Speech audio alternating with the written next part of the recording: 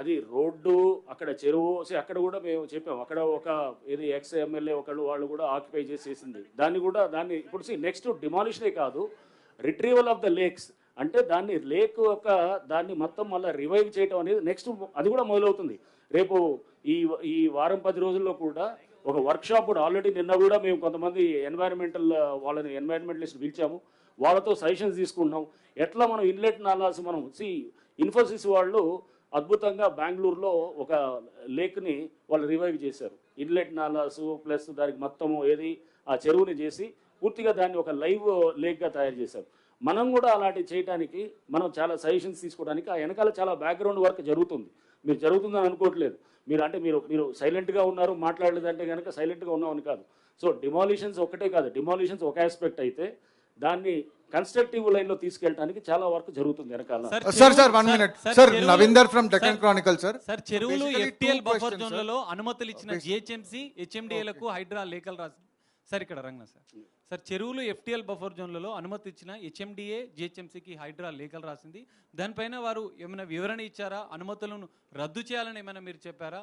అదే సందర్భంలో పేదల విషయంలో మధ్యతరగతుల విషయంలో దూసుకువెళ్తున్న హైడ్రా వాసవి అర్బన్ లాంటి బహుళ అంతస్తుల నిర్మాణ సంస్థల మీద ఎందుకు సైలెంట్ గా ఉందనే అపోహలు వస్తున్నాయి. ఏం క్లారిటీ సార్? నేను అనేది ఐ డోంట్ వాంట్ అదే చెప్పేది. ఇండివిజువల్ ప్రాజెక్ట్స్ మీద నేను కామెంట్ చేయను.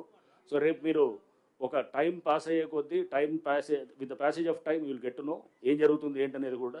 సో అంతేగాని మీరు సైలెంట్గా ఉన్నారు లేకపోతే ఏమీ చేయట్లేదు అని అనుకోవటం అది బహుశా మీరు అంటే ఇప్పటికిప్పుడు ఇమీడియట్గా రియాక్ట్ అవడం అనేది కాదు. అక్కడ ఉన్నటువంటి లీగల్ ఇష్యూస్ని కూడా అన్నింటినీ కూడా ప్రతి దాంట్లో కూడా ఇలాంటి వాటిలో చూసుకుంటాం. అసలు నిజంగా ఉందా లేదా చాలామంది వచ్చి కంప్లైంట్స్ ఇస్తున్నారు. అవసరం లేకుండా కూడా కొన్ని చోట్ల ఏంటంటే అనవసరమైన కంప్లైంట్స్ కూడా ఇచ్చినవి కూడా ఉన్నాయి.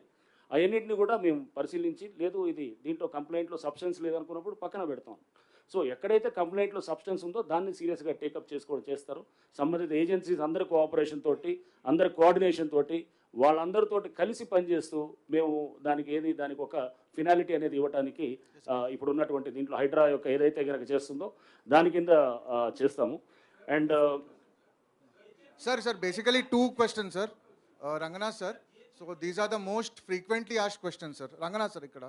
So these are the most frequently asked questions, like what if my house has a building permission by urban local body and it is in the buffer or FTL zone, will Hydra come and demolish it? It is under construction.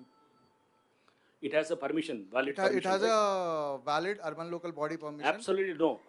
So ఇప్పుడు అంటే ఇదే దానికి permission ఉంది and దానికి buffer జోన్లో construction జరుగుతుంది.